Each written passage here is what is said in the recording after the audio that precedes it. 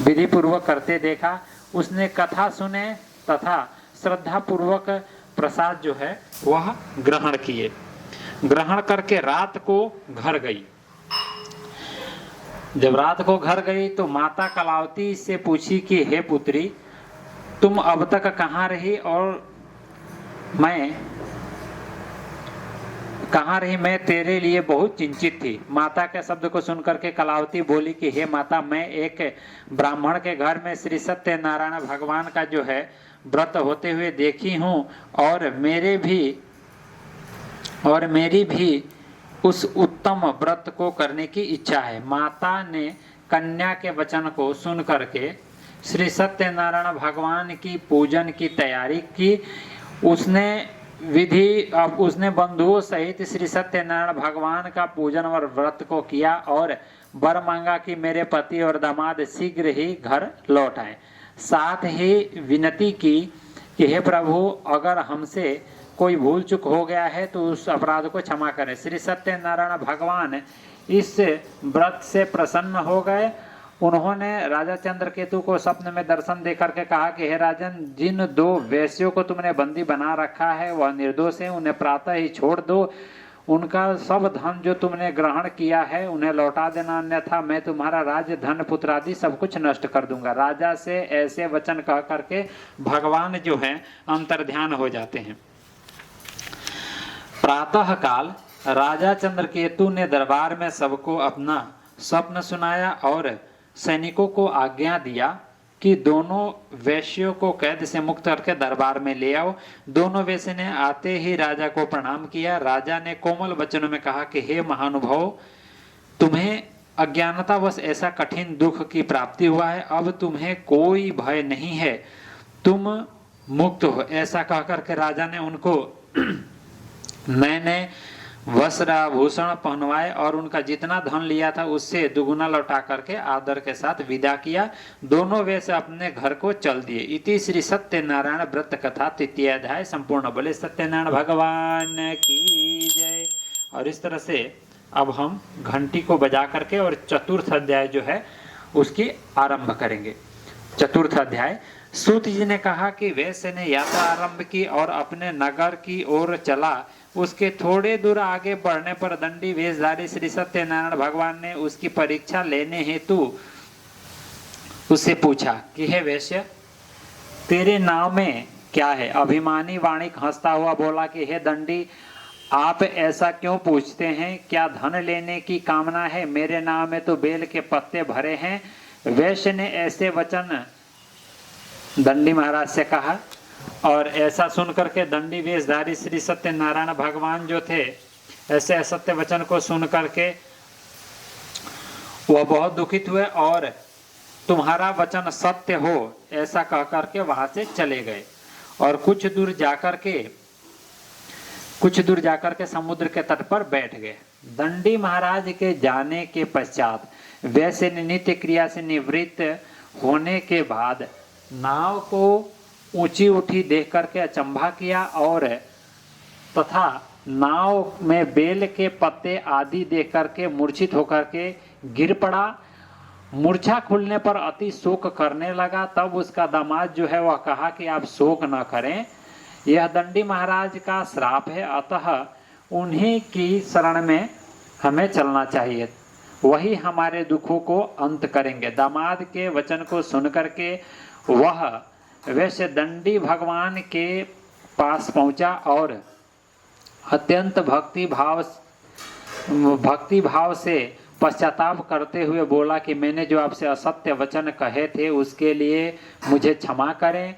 ऐसा कहकर के वह शोकातुर हो रोने लगा।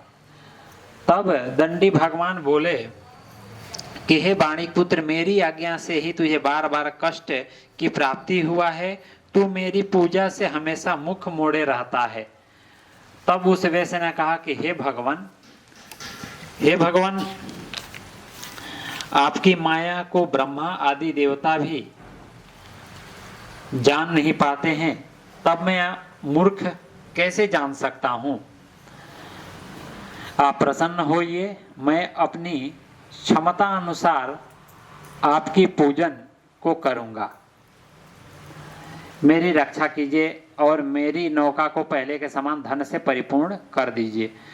उसके भक्ति से परिपूर्ण वचन को सुन करके श्री सत्यनारायण भगवान प्रसन्न हो गए, उसकी इच्छा अनुसार वर दे करके अंतर ध्यान हो गए। तब ससुर और दामाद दोनों ने नाव पर आकर पाया कि नाव धन से परिपूर्ण हो गया। फिर वह विधि विधान पूर्वक भगवान श्री सत्यनारायण का पूजन कर साथियों सहित अपने नगर को चले। जब वह अपने नगर के निकट पहुंचे तब उसने एक दूत को अपने घर भेजा। दूत ने साधु नामक व्यापारी के घर जाकर के उसकी पत्नी को नमस्कार किया और कहा कि आपके पति अपने दामाद के सहित इस नगर के समीप आ गए हैं। लीलावती और उसकी कन्या कलावती उस समय भगवान सत्यनारायण का पूजन कर रही थी। दूत के वचन सुनकर के साधु की पत्नी ने बड़े हर्ष के साथ श्री सत्यनारायण भगवान का पूजन पूर्ण किया और अपने पुत्री से कहा कि मैं अपने पति के दर्शन को जाती हूँ, तू पूजन को पूर्ण करके शीघ्र आ जाना। तो पूजन को पूर्ण करके शीघ्र आ जाना। परंतु कलावती पूजन एवं प्रसाद को छोड़ करके अपने पति के दर्शन के लिए चली गई, जो पुत्री थी उनकी। पूजन एवं प्रसाद की अवज्ञा के कारण भगवान सत्यदेव रुष्ट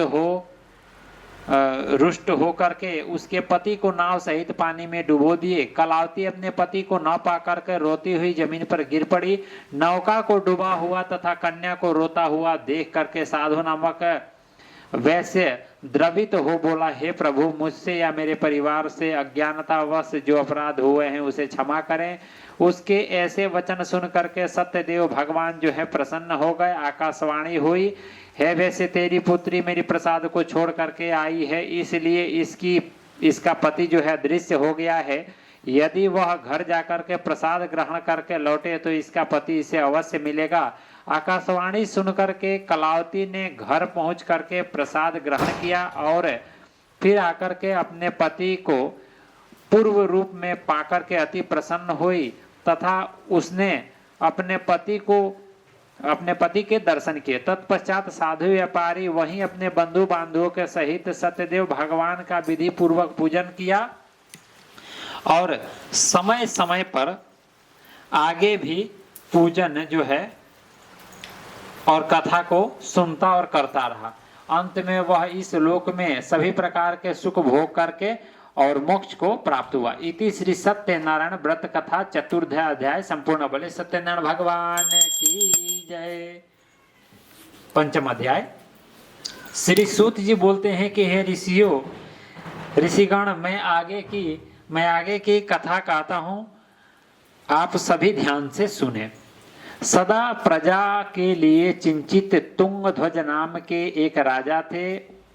उसने भगवान सत्यदेव का प्रसाद को त्याग करके बहुत ही कष्ट पाया था। एक समय राजा वन में वन्य पशुओं को मार करके वड़ वृक्ष के नीचे आया। वहां उसने ग्वालों को भक्ति भाव से बंधु बांधवों के सहित श्री सत्यनारायण भगवान का पूजन करते देखा। परंतु राजा ने यह देख करके भी अभिमान के कारण न तो वहां गया और न ही सत्यदेव भगवान को नमस्कार किया। जब ग्वालों ने भगवान का प्रसाद उसके सामने रखा तो वह प्रसाद त्याग करके अपने नगर को चला गया। नगर पहुंच करके उसने देखा कि उसका सारा राज्य नष्ट हो गया है। वह समझ गया कि यह सब भगवान सत्यदेव के रुष्ट होने के कारण ही हुआ है।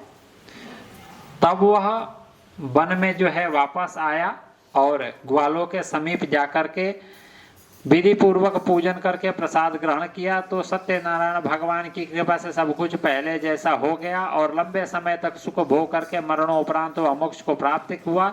जो मानव इस श्रेष्ठ दुर्लभ व्रत को करेगा, श्री सत्यनारायण भगवान की कृपा से उसे धन धान्य की कोई कमी नहीं होगी। निर्धन धनी और बंदी बंधनों से मुक्त होकर के निर्भय हो जाएगा। संतानहीन को संतान की प्राप्ति होगी तथा सब इच्छाओं को पूर्ण कर अंत में वैकुंठ धाम को जाता है। अब उनके बारे में भी जानिए जिन्होंने पहले समय में इस व्रत को किया है, साथ ही उनके दूसरे जन्म की कथा भी सुनिए। सतानंद नामक जो बूढ़े ब्राह्मण थे जो भिक्षा के लिए पृथ्वी पर घूमते रहते थे, वह भगवान के पूजन करने के प्रभाव से सुदामा के रूप में जन्म लेकर के श्री कृष्ण भगवान की भक्ति एवं सेवा से वैकुंठ को प्राप्त किए। उल्कामुख नाम के जो महाराजा थे, राजा दशरथ बने और श्री रंगनाथ का पूजन करके मोक्ष को प्राप्त हुए। साधु नामक वैश्य ने धर्मात्मा सत्य प्रतिज्ञा राजा मोरध्वज बनकर के अपने पुत्र को आरे से चीर करके वैकुंठ धाम को प्राप्त किया। महाराज तुंगध्वज स्वयंभू जो है मनु हुए, जिन्होंने बहुत से लोगों को भगवान की भक्ति में लीन करके वैकुंठ धाम को प्राप्त किया।